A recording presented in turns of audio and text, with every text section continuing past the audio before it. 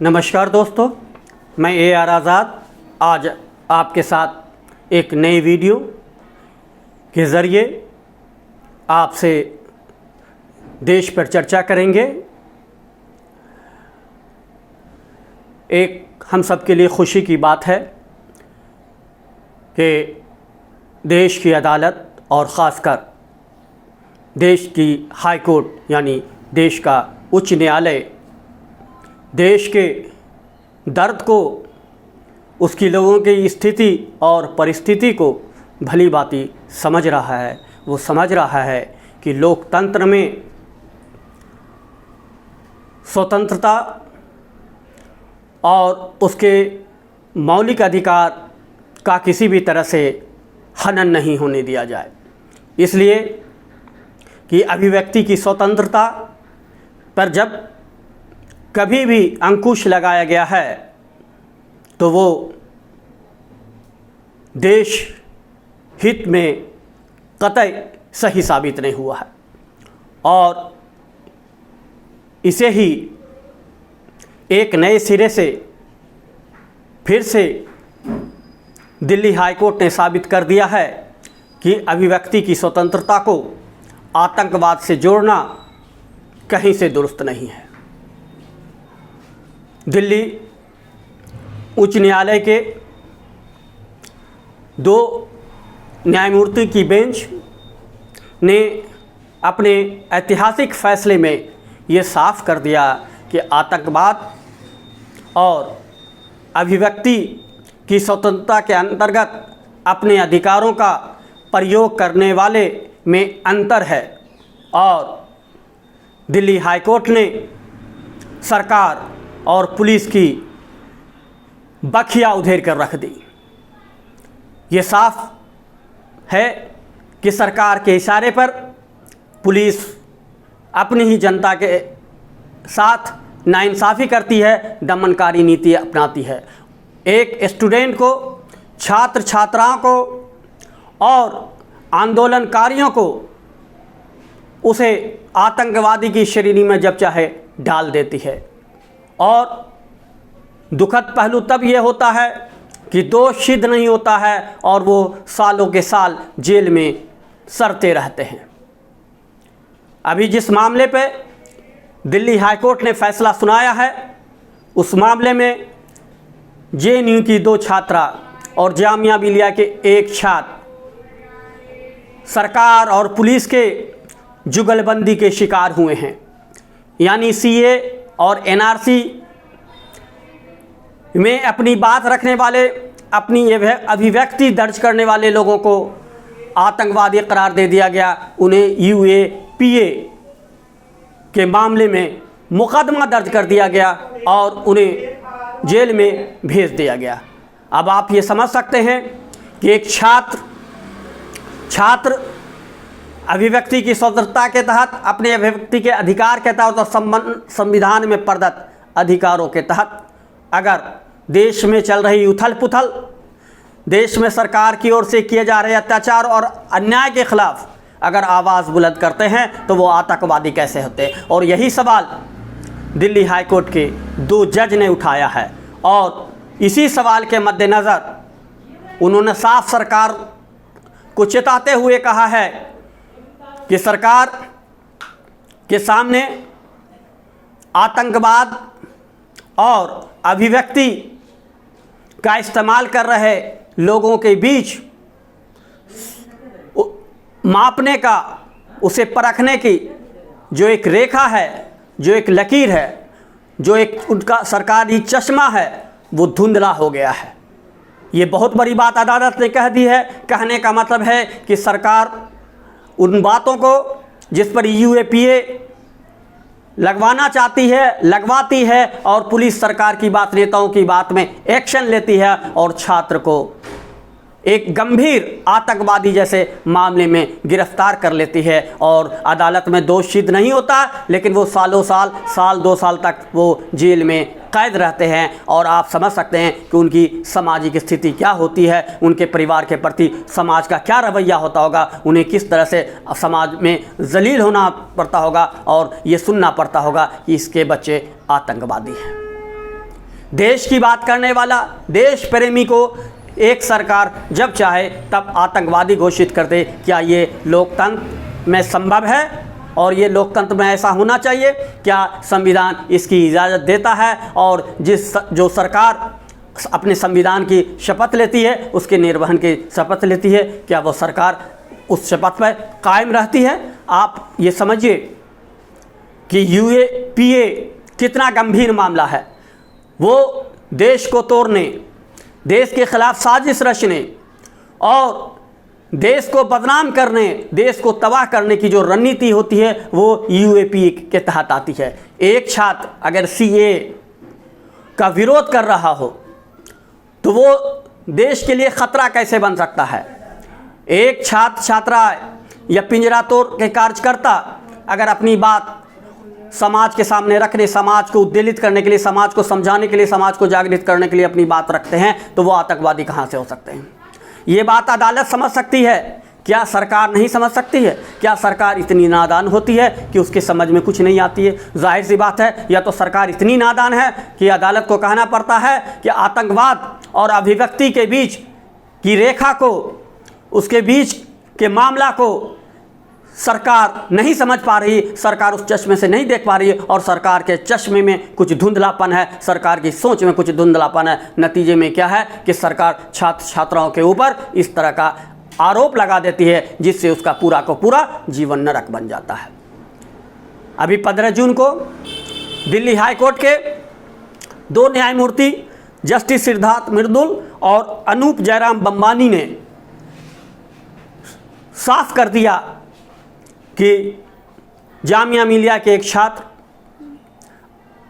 आसिफ इकबाल तन्हा और जवाहरलाल नेहरू यूनिवर्सिटी की 2 छात्रा नताशा नरवाल और देवंगना कलिता को यूएपीए के तहत मई में गिरफ्तार किया जाता है। यानी पहले उन्हें, इन तीनों को सीए और एनआरसी विरोधी मुहिम में गिरफ्तार किया जाता है और 1 हफ्ता के दौरान उन्हें यूएपीए के मुकदमे में फंसा दिया जाता है, यानी उन पर यूएपीए का मुकदमा लगा दिया जाता है और उन्हें जेल में सरा दिया जाता है। यानी आसिफ इकबाल तन्हा को 19 मई 2020 को यूपीए के तहत जेल में ठूस दिया जाता है और 10 दिनों के बाद लगभग दोनों छात्रा, पिंजरा तोड़ की कार्यकर्ता और एनआरसी और सीए के विरोध का बिगुल बजाने वाली नताशा और देवंगना कलिता को यूएपीए के तहत मुकदमा दर्ज करके जेल भर भेज दिया जाता है। 15 जून से पहले तक तीनों के तीनों, 2 छात्रा और 1 छात्र जेल में सड़ते रहते हैं। यानी 1 साल 1 महीना से ज़्यादा लगभग ये तीनों को जेल में सड़ना पड़ा। इन तीनों को जिला सत्र न्यायालय, जिसे आप सेशन कोर्ट कहते हैं, सेशन कोर्ट से जमानत नहीं मिलती है। हाई कोर्ट का दरवाज़ा खटखटाया जाता है, समय 1 साल बीत जाता है और तब जाके हाई कोर्ट के जज न्यायमूर्ति का काम करते हैं, न्याय का काम करते हैं और जो वो सुनाते हैं वो फ़ैसला होता है, वो फ़ैसला एक नज़ीर होता है। और इसके लिए हम दिल्ली हाई कोर्ट की तहे दिल से शुक्रिया अदा करते हैं। पूरे देश को इन दोनों जजों को सैल्यूट करना चाहिए। जस्टिस सिद्धार्थ मृदुल और अनूप जयराम बंबानी की सैल्यूट करना चाहिए, उनकी तारीफ़ करना चाहिए कि उन्होंने सरकार की परवाह किए बिना, दिल्ली पुलिस की परवाह किए बिना, और दोनों सरकार को भी और दिल्ली पुलिस को भी ये ताकीद कर दिया कि आप ऐसा अब नहीं करें। आप यूएपीए एक गंभीर मामला है, ये आतंकवाद की श्रेणी में आता है और अगर कोई आंदोलनकारी आंदोलन करता है तो उसके लिए अलग से कानून है, उसके लिए सीधा यूएपीए का इस्तेमाल नहीं करना है। ये सीधी सी बात सरकार को समझ में आनी चाहिए कि जो परमाणु संपन्न देश है, क्या छोटी मोटी झगड़े में, सरहद के झगड़े में सीधा एटम बम का इस्तेमाल कर लें ताकि उसकी पूरी की पूरी जो है वो तबाह हो जाए। और ये यूएपीए किसी भी निर्दोष के लिए एटम बम से कम नहीं है, यानी पूरी की पूरी उसकी ज़िंदगी तबाह हो जाती है। वो आप शुक्रिया मनाइए दिल्ली हाई कोर्ट के इस बेंच का कि उन्होंने देश का और देश की जनता का को एक हिम्मत दी है कि तुम डरो नहीं, अदालत तुम्हारे साथ है, सरकार और पुलिस तुम्हारा बहुत दिनों तक बाल बाका नहीं कर सकती। लेकिन सवाल ये होता है 1 साल 1 महीना जेल में सड़ना, सामाजिक अपमान सहना, ये एक दिन की बात नहीं है। 13 महीने यानी 1 साल 1 महीना किसी को भी तोड़ सकता है, और ख़ास करके उसको तोड़ सकता है जो इसमें सही मायने में संलिप्त नहीं होते हैं और उन्हें यूएपीए के तहत फंसा दिया जाता है। यूएपीए कितना कड़ा कानून है आप ये समझ सकते हैं कि पहले पोटा था और पोटा से पहले टाडा था, यानी शुरुआत में टाडा केस था। टाडा केस याद होगा कि 1995 में उसको हटाया गया। टाडा को इसलिए हटाया गया कि उसका भी पुलिस काफ़ी दुरुपयोग कर रही थी, और उस दुरुपयोग के चलते बहुत सारे मासूम जेलों में बंद होते थे जिनकी कोई पैरवी करने वाली नहीं होते थे, और नतीजे में ये होता था कि वो अदालत में भी उसकी सुनवाई नहीं हो पाती थी और उसे फैसला नहीं मिल पाता था, और उसकी ज़िंदगी जेल में ही तबाह हो जाती थी, उसकी ज़िंदगी ख़त्म हो जाती थी, और किसी को भी ये पता नहीं चलता था कि कौन सा बेकसूर है और उसकी सज़ा क्या क्यों इसे मिली है, और क्या वो आतंकवादी था जो टाडा के तहत उसको किया गया। 1995 में इसकी कमियों को देखते हुए अदालत ने और फिर सरकार ने इसे वापस ले लिया, या आप इसे कहते हैं कि इसे ख़त्म करके एक पोटा बनाया। यानी टाडा से पोटा एक ऐसा ज़बरदस्त कानून बनाया जिससे आतंकवादी और आतंक में संलिप्त लोग बच न सके। लेकिन क्या हुआ, पोटा का भी दुरुपयोग होने लगा, और जब पोटा का दुरुपयोग होने लगा तो क्या स्थिति हुई कि 2004 में उस पोटा को भी ख़त्म करना पड़ा, और उस पोटा को ख़त्म करके के बाद ही यूएपीए बनाया गया, यानी आतंकवाद विरोधी कानून बनाया गया, और कहा गया कि यह कानून आतंकवाद को ख़त्म करने का सबसे अचूक हथियार होगा। लेकिन इस अचूक हथियार को किसके लिए इस्तेमाल किया गया?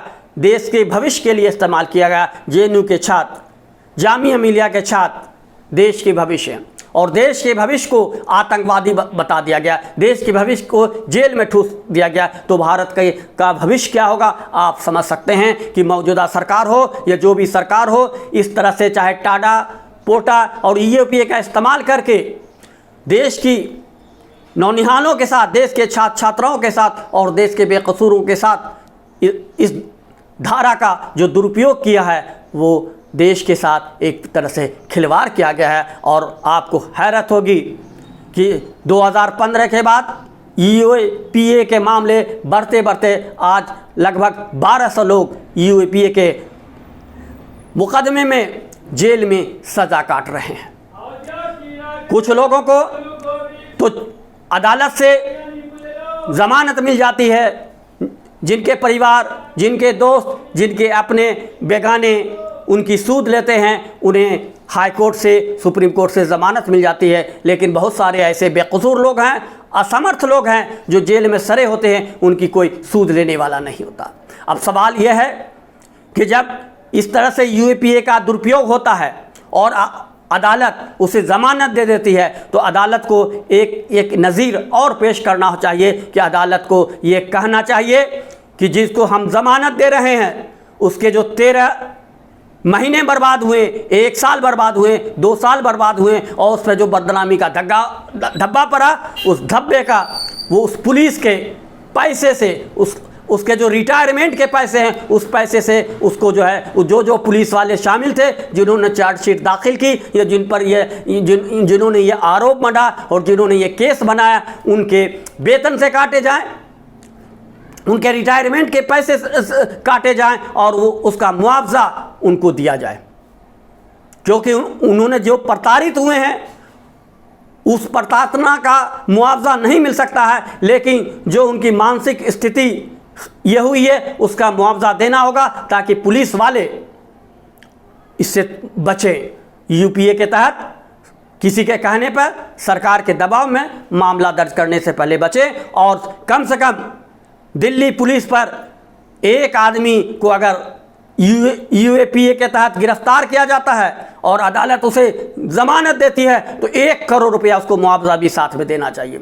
जमानत के 1 हफ्ते के अंदर दिल्ली पुलिस को यह कहना होगा कि दिल्ली पुलिस जहां से पैसा लाए, चाहे वो सरकार से फंड मांगे, चाहे अपने वेतन से, अपने जो लोग उसमें शामिल होते हैं, जो रिपोर्ट दर्ज करते हैं, उस पुलिस वाले के वेतन भत्ते और रिटायरमेंट के पैसे काटें, तभी ये इस पर अंकुश लग सकता है। और हमारा सीधा सुप्रीम कोर्ट के चीफ जस्टिस से, सुप्रीम कोर्ट के जस्टिस से और हाई कोर्ट के जस्टिस से और उन बेंचों से निवेदन है कि जो बेंच इसकी सुनवाई करती है उसके साथ साथ इस मुआवजे की प्रवृत्ति को, इस मुआवजे की रकम को कैसे वसूला जाए, इस पर भी वो गौर करे, लेकिन बेकसूरों को उसको मुआवजा मिलना चाहिए और तभी यह यूपीए जैसे मामले ख़त्म हो सकते हैं। आपको मालूम होना चाहिए कि नताशा नरवाल, देवंगना कलिता और आसिफ इकबाल तन्हा को दिल्ली में जो दंगे होते हैं उसके लिए जिम्मेदार ठहराया जाता। आप समझ सकते हैं कि दिल्ली के दंगे किन लोगों ने कराए, उन पर आज तक कोई मुकदमे नहीं हुए। जिन लोगों ने दिल्ली के दंगे कराए, जो उसमें शामिल थे, उनका बाल बाका नहीं हुआ। जो लोग एनआरसी और सीए में शामिल थे उनको उस मुकदमे में दिल्ली दंगे का दोषी बना दिया गया। ये तीनों को दिल्ली दंगे का भी दोषी बनाया गया और साजिश रचने, देश के साजिश रचने का आरोप लगाकर यूएपीए के तहत मामला दर्ज किया। आपको बता दें कि 1 मार्च 2020 से 3 मार्च 2020 तक दिल्ली में लगातार 3 दिनों तक दंगे हुए और ये दंगे उत्तर पूर्वी दिल्ली में हुए और उस दंगे में बाहर से लोग आए, उन्होंने दंगा किया। और आपको सबसे बड़ी हैरत होगी कि गृह मंत्री ने संसद में दिल्ली दंगे पर दिल्ली पुलिस को क्लीन चिट ही नहीं दी, बल्कि उन्होंने दिल्ली पुलिस की ये तारीफ करते हुए क्या कि दिल्ली पुलिस ने उस दंगे में बहुत अच्छा काम किया। आप सोचिए दिल्ली पुलिस ने कितना अच्छा काम किया कि एनआरसी और सीए के विरोध करने वाले 752 लोगों को गिरफ्तार कर लिया, उस पर मुकदमा दर्ज कर लिया और कई के वो यूएपीए के तहत गिरफ्तार कर लिया, उस पर मुकदमा दर्ज कर लिया और दिल्ली पुलिस ने बहुत अच्छा काम किया। दिल्ली पुलिस ने इतना अच्छा काम किया कि 53 लोग उसमें मारे गए। 53 लोग में 40 मुसलमान मारे गए और 13 हिंदू मारे गए और दिल्ली पुलिस ने बहुत अच्छा किया। दिल्ली पुलिस ने इस दंगे को बहुत अच्छे ढंग से हैंडल किया कि वहाँ की दुकानें, वहाँ के मकान, वहाँ की मस्जिदें जलकर रह गई, वहाँ के संस्थान जल गए और पूरी आग की लपेट में रहा और दिल्ली पुलिस 3 दिनों तक देखती रही और दिल्ली पुलिस ने बहुत अच्छा काम किया। इसलिए अच्छा काम किया कि गृह मंत्री ने संसद में दिल्ली पुलिस की तारीफ कर दी और गृह मंत्री और मौजूदा सरकार और बीजेपी और संघ जिसकी तारीफ कर दे वो बहुत अच्छा हो जाता है। ये देश की विडंबना है कि एक गृह मंत्री को पुलिस पर कार्रवाई करनी चाहिए था, कमिश्नर को बदलना चाहिए था, उस इलाके के सारे पुलिस अफसर को बदल देना चाहिए था। इसलिए कि अगर कहीं दंगे होते हैं तो उस दंगे की भनक अगर पुलिस महसूस नहीं कर सकती है, हवा से उस दंगे की भनक को, साजिश को अगर वो सूंघ नहीं सकती है तो फिर एजेंसी किस बात की, वो पुलिस की किस बात की। वर्दी पहनने से वो पुलिस हो जाती है। पुलिस का जो एक काम है, पुलिस को जो ट्रेनिंग दी जाती है, इसका मतलब है कि दंगे में पुलिस की संलिप्तता होती है और पुलिस को दंडित करना चाहिए। जहां कहीं भी दंगा हो तो सबसे पहले अगर आप उस अपराधी को गिरफ्तार करते हैं, आप किसी के खिलाफ एफआईआर दर्ज करते हैं और संलिप्त लोगों की सूची बनाते हैं तो उस सूची में उस एरिया के पुलिस को भी आपको शामिल करना होगा, तभी दंगा रुकेगा। इसलिए कि अगर पुलिस चाले तो दंगा क्या कुछ नहीं हो सकता, एक पत्ता नहीं उस इलाके में हिल सकता है। इसलिए कि पुलिस का अभी भी एक खौफ है, पुलिस का एक अभी भी डर है। पुलिस जहां ढील दे देती है, पुलिस जहां जिसे छूट देती है, जिस इलाके में पुलिस देर से पहुंचती है वो समझिए कि वो दंगा हो जाता है और पुलिस इतनी छूट दे देती है दंगाइयों को कि आपको जो करना है आप कर लो, हम 4 घंटे के बाद पहुंचेंगे। और पुलिस अपना एक बहाना बना लेती है। पुलिस के पास बहाने की फेहरिस्त बड़ी लंबी होती है। पुलिस के पास एक से एक बहाने होते हैं और वो उस बहाने के नतीजे में क्या होता है, उत्तर पूर्वी दिल्ली, ये दिल्ली का वो भाग जलता रहा, 3 दिनों तक दंगा हो रहा था, जहां केंद्र सरकार जहां दिल्ली की सरकार और जहां दिल्ली पुलिस, और दिल्ली पुलिस के कब्जे में तो केंद्र सरकार के कब्जे में, और केंद्र सरकार के कब्जे में रहने वाली दिल्ली पुलिस नालायक साबित हुई और केंद्र सरकार उसे तमगा देती है कि उसने बहुत अच्छा काम किया। दरअसल अगर हाईकोर्ट इस देश में जागृत नहीं रहे, हाईकोर्ट भी पिछले सुप्रीम कोर्ट के चीफ जस्टिस की तरह सोया रहे, तो जाहिर सी बात है इस देश का क्या होगा। इसलिए कि हाईकोर्ट ने यह भी कह दिया कि अगर इस तरह का मामला चलता रहा तो यह देश के लिए, देश के भविष्य के लिए बहुत बड़ा खतरा है। यह सरकार को चेतावनी है, देश की जनता को चेतावनी है कि देश प्रथम है। देश को बचाने की जिम्मेदारी सबकी जिम्मेदारी होती है। सरकार देश को नहीं बचा सकती है, देश को देश की जनता बचा सकती है, देश को देश की अदालत बचा सकती है, और सरकार तो देश को बर्बाद करने पर तुली हुई है। आखिर क्या वजह है कि देश का नौनिहाल, देश का छात्र, जामिया मिलिया का छात्र और जवाहरलाल नेहरू यूनिवर्सिटी का छात्र जो है वो 1 साल 1.5 साल यूपीए के तहत जेल में सड़ता रहे, उसे ज़मानत नहीं मिले, और उसे यूपीए के तहत आप कैसे किसी को गिरफ्तार कर सकते हैं? आप जब चाहते हैं तब देशद्रोह का मुकदमा चला देते हैं, जब चाहते हैं आतंकवाद का मुकदमा चला देते हैं। किस पर चलाना है, कौन सी धारा लगानी है, इसकी तो व्याख्या होनी चाहिए। और साफ हाईकोर्ट ने यह भी कह दिया कि यूपीए की जो व्याख्या है, यूपीए की जो परिभाषा है वो अस्पष्ट नहीं है, यानी वो अस्पष्ट परिभाषा है, और नतीजे में उस वो अस्पष्ट परिभाषा के नतीजे में इन तीनों छात्रों पर जो यूपीए का मुकदमा दर्ज किया गया वो गलत किया गया और तत्काल प्रभाव से उन्हें जमानत दे दी गई। आप सुप्रीम कोर्ट ने भी कई बार कहा है कि अभिव्यक्ति की स्वतंत्रता जनता का, देश के नागरिक का मौलिक अधिकार है, उसका हनन नहीं हो सकता, और उस मौलिक अधिकार को दबाने की कोशिश अगर कोई सरकार यूपीए के तहत यानी आतंकवाद का मामला डालकर करना चाहती है तो ये संविधान का और लोकतंत्र का मजाक है। ये संविधान और देश के लोकतंत्र के लिए अच्छा नहीं है। तो इसलिए देश की सरकार को, जो भी सरकार हो, उसको चाहिए कि ऐसे कानूनों की एक बार फिर से समीक्षा करे, सर्वदलीय बैठक बुलाए, और उस बैठक में सुप्रीम कोर्ट, हाई कोर्ट के जस्टिसों को भी बुलाए, एक सम्मेलन करे और इस पर चर्चा करे कि हम आतंकवाद को कैसे ख़त्म कर सकते हैं। आतंकवाद अलग चीज़ है और सरकार का विरोध अलग चीज़ है। सरकार के विरोध में और आतंकवाद के बीच में जो एक पतली धागा है, उसको पहचानने की ज़रूरत है। जो धुंधलका है उस धुंधलका को हटाने की ज़रूरत है। जाहिर सी बात है उस धुंधलका को हटाने के लिए सर्वदलीय बैठक की भी ज़रूरत है, हर दलों की राय भी जानने की ज़रूरत है, और जो उसके मर्मज्ञ हैं, जो कानूनविद हैं, जो कानून गो हैं, उनकी बैठक बुलाने की ज़रूरत है। और सबको लेकर फिर से जिस तरह से टाडा ख़त्म किया गया, पोटा ख़त्म किया गया, यूएपीए को भी ख़त्म किया जाए, और इसकी जगह एक ऐसा कानून बनाया जाए जो कानून में स्पष्ट हो, एक स्पष्ट दिशा निर्देश हो, जिससे पुलिस को भी और साफ और आसान शब्दों में हो कि उसे आम जनता भी समझ सके, पुलिस भी समझ सके, सरकार भी समझ सके, नेता भी समझ सके, ताकि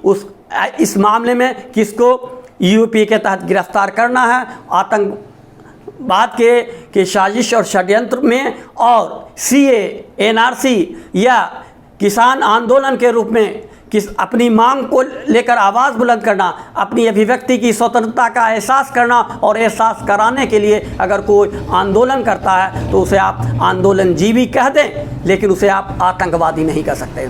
प्रधानमंत्री अगर किसानों को आंदोलनजीवी कहते हैं तो यहाँ तक चल सकता है, लेकिन अगर प्रधानमंत्री उस आंदोलनजीवी को, उन किसानों को आतंकवादी कहें तो ये नहीं चलेगा। उन किसानों को, धरना प्रदर्शन कर रहे किसानों को, अपनी मांग मानने वाले किसानों को अगर यूएपीए के तहत गिरफ्तार कर लें, उन पर मुकदमा ठोक दें, उन्हें जेल में दें, तो ये कहीं का इंसाफ नहीं हो सकता है। इसलिए आतंकवाद का मामला अलग मामला होता है। इसे सुप्रीम कोर्ट ने भी साफ कर दिया, इसे हाई कोर्ट में साफ कर दिया, और देश के कानून में भी साफ है। लेकिन अगर सरकार को लगता है कि अभी और साफ होना चाहिए, सरकार के समझ में नहीं आती है, पुलिस के समझ में नहीं आती कि यूएपीए है क्या, किस पे करना है, किस पे नहीं करना है। जाहिर सी बात है, आतंकवाद तो पकड़े नहीं जाते हैं। आतंकवाद को या तो आतंकवादी पुलिस को मार देते हैं या पुलिस आतंकवादी मुठभेड़ में आतंकवादी मारे जाते हैं। तो जाहिर सी बात है कि आतंकवादी पे वो केस की जगह वो यूपीए की धारा किस पे लग जाती है, तो आम आदमी पे लगती है। जो देश का नौनिहाल है, जो देश का भविष्य है, उसके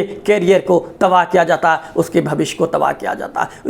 उसके देश के नौनिहालों को, देश के बच्चे को, देश के छात्र छात्राओं के भविष्य को अगर बर्बाद करने की नीति पर कोई भी सरकार चले, चाहे मौजूदा सरकार हो, पिछली सरकार हो या आने वाली सरकार हो, तो आप उसे अच्छा नहीं कह सकते हैं। इसलिए कहा भी गया है कि child is the father of nation, यानी युवा ही भारत के भविष्य होते हैं। उन्हीं के हाथ में कल का भारत होता है, और कल का भारत कैसा होगा वो आज के युवा से आपको पता चलता है। अगर आज के युवा युवती, छात्र छात्राओं और बुद्धिजीवियों को आप यूपीए के तहत और देशद्रोह का मामला ठोककर धारा 124 के तहत गिरफ्तार करके जेल में सरा देंगे, तो ये नुकसान किसका होगा? ये नुकसान व्यक्तिगत उस पीड़ित का नहीं होगा, बल्कि ये नुकसान देश का होगा, क्योंकि उससे जो देश को फ़ायदा मिलने वाला था वो फ़ायदा देश को नहीं मिल सका, और उस फ़ायदे से जो देश तरक्की कर सकता था, जो देश विकसित हो सकता था, वो देश विकसित नहीं हो सका, देश तरक्की नहीं कर सकता,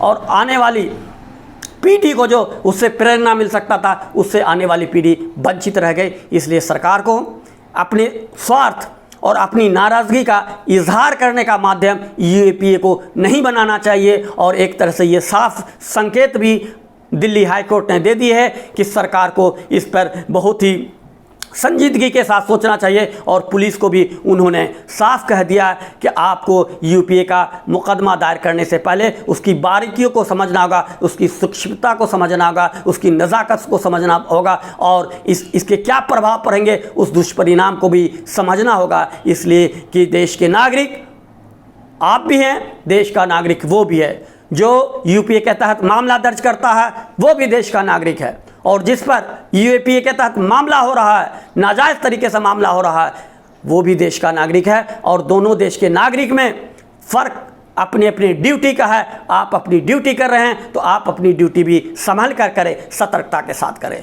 छात्र अपनी ड्यूटी कर रहे हैं तो छात्र की ड्यूटी पढ़ाई है, और पढ़ाई के साथ साथ छात्र का एक काम भी है कि अगर कहीं जन जागरण की बात हो, देश के लोगों को जगाने की बात हो, आंदोलित करने की बात हो, उत्तेजित करने की बात है, तो उनकी ये ड्यूटी है, और वो भी अपनी ड्यूटी कर रहे हैं। छात्र छात्राएं, नताशा और तन्हा, दिवंगना, ये तीनों के तीनों अपनी ड्यूटी कर रहे थे, जनता को जागृत कर रहे थे, वो अपनी ड्यूटी पर थे, और उनकी ड्यूटी सही थी, और उनकी ड्यूटी सही ये थी, इसको हाईकोर्ट ने भी साबित कर दिया है। लेकिन आप जो ड्यूटी कर रहे थे, आपने अपनी ड्यूटी नहीं सही की, यानी पुलिस अपनी ड्यूटी को, अपने फ़र्ज को अंजाम नहीं दिया। उसने उसका अपने फ़र्ज का, अपनी वर्दी का नाजायज़ फ़ायदा उठाया, और इस नाजायज़ फ़ायदा उठाया इसे अदालत ने भी साबित कर दिया। जब इन तीनों को अदालत ने ज़मानत दे दिया तो इसका साफ ये हो गया कि दिल्ली पुलिस ने इन तीनों को गलत रूप से फंसाया, झूठे आरोपों में फंसाया,